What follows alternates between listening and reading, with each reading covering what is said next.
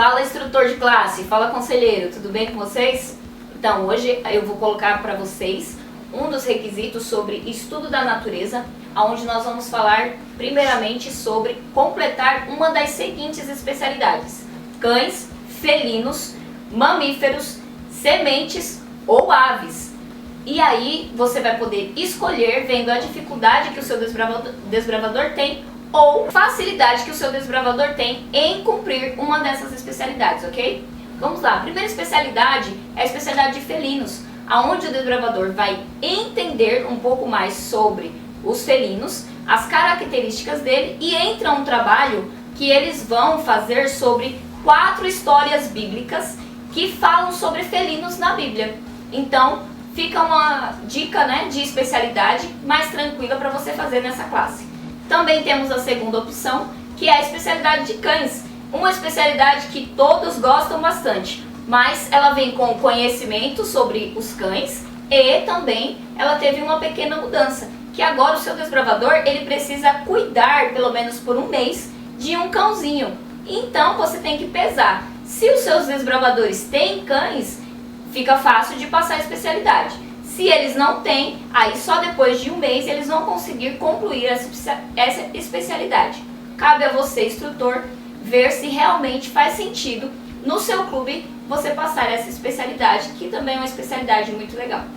A especialidade de mamíferos, ela vem também, ela conhecendo um pouco mais sobre os mamíferos, as suas curiosidades, e tem como trabalho principal as crianças observarem 8 mamíferos silvestres durante uma observação pessoal delas, e fazer um relatório.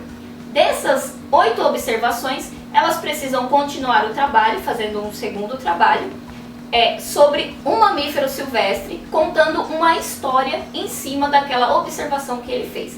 Então é uma especialidade muito legal de fazer, mas tem que ser para um desbravador que goste mais de observar, que goste mais de contemplar a natureza. E aí você, como conselheiro ou como instrutor de classe, você vai poder guiar o seu desbravador na especialidade certa. A especialidade de sementes, ela vem com muitas coisas curiosas para o seu desbravador pegar, porque é uma especialidade que ela dá um pouquinho mais de trabalho, mas ela é muito mais gostosa de fazer para aquele desbravador que é curioso, aquele desbravador que gosta de ir a fundo, ao ponto que ele vai com certeza buscar nas feiras, fazer a coleção de sementes que ele precisa. Então, se você acha que o seu desbravador tem a curiosidade suficiente para buscar as 30 coleções de sementes que ele precisa fazer, então essa é a especialidade que você precisa escolher, certo? Temos também a especialidade, uma das últimas, que é aves domésticas. Essa especialidade é para um desbravador mais técnico, onde ele vai precisar saber sobre as leis do país com relação às aves. Ele também vai precisar criar, pelo menos por 6 meses, uma ave, e também vai precisar catalogar tudo que aves faz durante um mês inteiro. Então é uma especialidade muito técnica, porém se o desbravador tem um pai que já tem algumas aves e ele gosta também do tema, seria uma especialidade instruída para esse desbravador. Cabe a você, conselheiro, a você, instrutor, não colocar todos os desbravadores dentro do mesmo saco e escolher apenas uma para passar para todos. Mas sim você ver o perfil de cada desbravador, porque nós temos que entender que estamos formando futuros instrutores, futuros conselheiros, que tem que ter paixão pelo que está fazendo. Continuando o requisito 2 do estudo da natureza, nós vamos falar sobre purificação da água. O requisito pede para que você ensine ao seu desbravador uma maneira de purificar a água e também escreva um parágrafo sobre Jesus, a fonte de água da vida. Nós vamos primeiro falar sobre o primeiro tópico, que é a purificação da água. Quando falamos de purificação da água, nós lembramos muito desse filtro aqui, que é o filtro antigo, que todas as vezes que nós fomos acampar, os nossos instrutores mostram que coloca lá a terra, coloca a pedra, coloca o carvão e vai colocando para a purificação da água. Logicamente, essa purificação é só para tirar, né, as coisas grandes da água, mas ela não serve para bebermos a água pura, porque ela realmente não fica pura. Então, o que você tem que fazer? Você pode fazer esse filtro caseiro para o seu desbravador como exemplo, mas você tem que informar para ele que não é útil para realmente ele beber aquela água e não é seguro. Qual que é a forma mais segura? Eu vou dar 3 alternativas para vocês. Vocês podem escolher uma ou vocês também podem diversificar para o seu desbravador para ele lembrar de mais de uma caso ele esqueça, porque afinal de contas eles têm apenas 10 anos e são muito esquecidos. A primeira purificação é uma purificação que eu considero muito simples, né? É a purificação da fervura. Você coloca a água que você tirou da fonte, né? Ou do rio, ou do poço que você tem próximo, coloca no recipiente, acende o fogareiro, acende a fogueira, ou o que você tiver, ela vai ferver. Quando ela ficar fria, quando você deixar ela esfriar, ela estará pronta para beber, porque já matou praticamente todas as bactérias e os micróbios que praticamente te fariam mal. Então esse é o primeiro tópico sobre a purificação da água, a fervura, e é o mais simples também. Mas eu também não venho trazendo outros tópicos mais difíceis. Temos também a purificação através do cloro ou clorim. Olha só, eu trouxe este aqui, que este eu consegui no posto de saúde. Eles dão para purificação de quando você for lavar frutas, legumes. Então no posto de saúde eles te dão esse potinho aqui.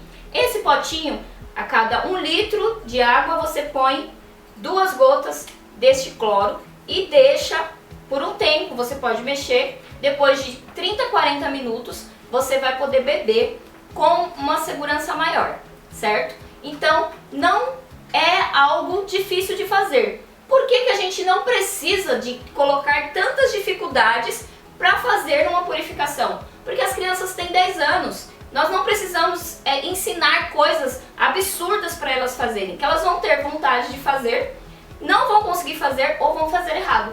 Então nós precisamos fazer uma didática para que eles consigam realmente pôr em prática tudo que é ensinado durante a classe de amigo, para que eles tenham interesse em realmente fazer a próxima classe, que seria a classe de companheiro.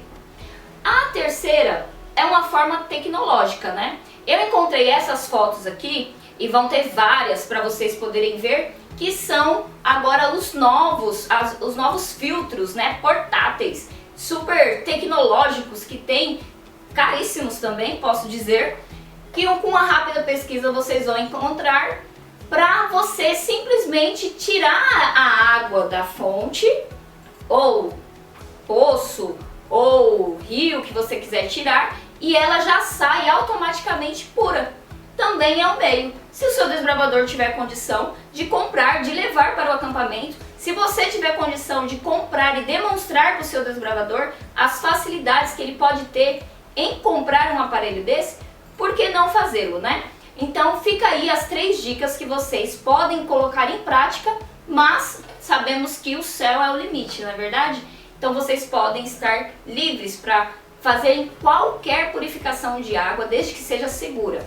E a segunda parte do tópico, né, é sobre Jesus, a fonte de água da vida. Como falar isso para um desbravador e fazer com que ele entenda o que é uma fonte de água? Eu vou aqui colocar 3 versos, mas a Bíblia está cheia de versos que você, conselheiro, você, instrutor, pode apenas dar um Google, né? E aparecem milhões de, algumas centenas, na verdade, de versos, né? Que vão encontrar Jesus como fonte de água da vida. Primeiro verso que eu gostaria de deixar com vocês, e eu não vou ler, apenas vou comentar, mas eu insisto que vocês abram a sua Bíblia e acompanhem para ver quais coisas vocês podem trazer a mais para o seu desbravador. Está lá em João 7, do 37 ao 38. Nesse verso, fala como quando você vai até Jesus, de dentro de nós vai fluir rios de água viva. Olha só, fluir é algo constante.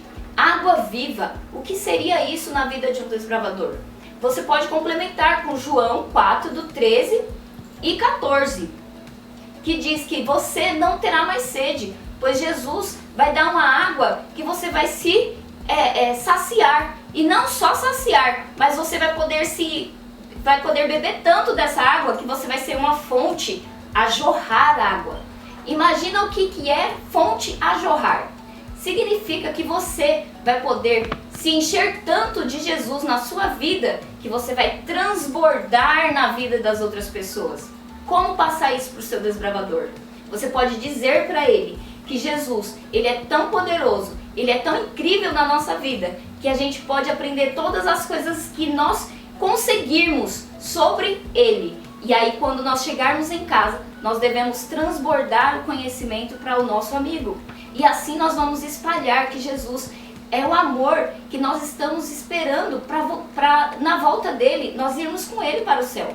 E eu quero terminar também com o verso de Apocalipse 21:6, aonde lá fala que ele daria de beber de graça da fonte da água da vida. Ou seja, quanto custa para beber dessa água que eu não vou ter mais sede? Quanto custa para beber dessa água que eu posso me saciar e ser uma água a jorrar de tantas as vezes que eu vou beber e espalhar a minha água por aí? Não custa nada, é de graça. Deus nos dá para que nós possamos espalhar para todas as pessoas. Então que você, conselheiro, que você, instrutor, fale para o seu desbravador que ele seja fonte de água a jorrar, que ele seja transbordante na vida dos seus amigos, da sua família, que muitas vezes nós sabemos que eles não são de famílias que conhecem a Cristo, que eles possam ser fonte, mas que eles sempre possam se saciar na verdadeira fonte que é Jesus. Muito bem, continuando, o terceiro requisito de estudo da natureza. Esse requisito pede para que você monte uma barraca em um local correto.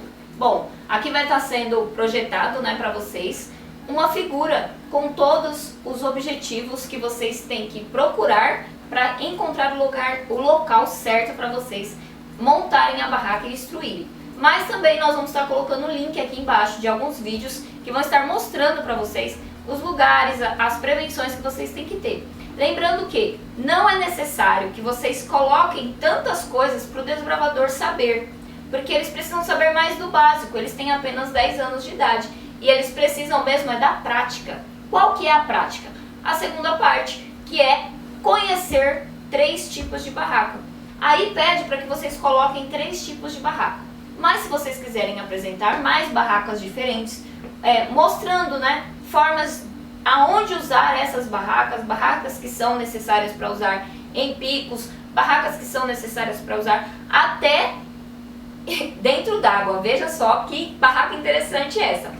Nossa, o que nós precisamos entender é que a barraca que nós mais temos contato, eles também precisam ter contato. Então o que eles vão mais fazer é montar barraca durante a vida de desbravador deles. Então faça com que ele monte uma barraca que seja do seu clube mesmo. Se no seu clube tem uma canadense, ajude-o a montar uma canadense. Se no seu clube tem um iglu, ajude a montar um iglu. E a terceira barraca que eu deixo aqui para vocês verem também é a barraca tubular, que é uma barraca feita só para uma pessoa, naturalmente, para aquela pessoa que faz uma caminhada mais longa sozinha e que gosta de dormir separadamente, gosta também de algo mais leve, para caminhar com mais conforto.